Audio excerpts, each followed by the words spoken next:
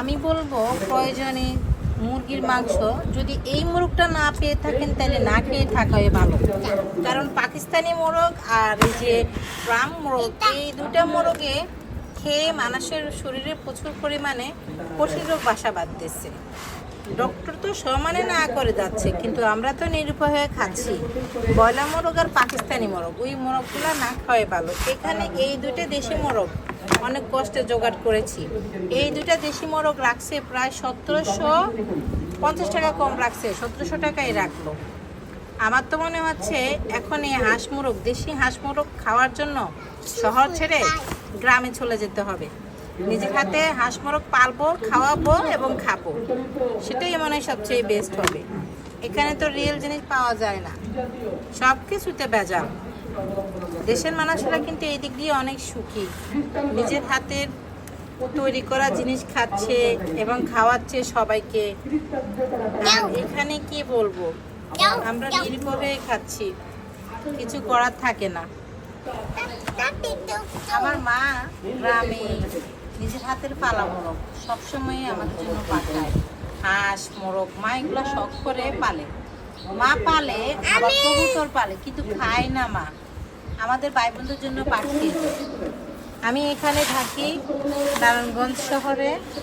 তো এখানে আমি নারায়ণগঞ্জ থাকি, আমার দুইটা ভাই বিদেশ থাকে। তো আমার মা এগুলো পালে আর আমাদের ভাই বোনদেরকে সবসময়, আমাদের ভাই বোনদেরকে খাওয়ায়। মা কখনো খায় না। আর এখানে আমরা যদিও মাঝে মাঝে কিনে নিয়ে আসি বাজার থেকে, পাওয়া তো যায় না, যদি পাই আর কি অনেক ছড়া দামে কিনে নিয়ে আসি।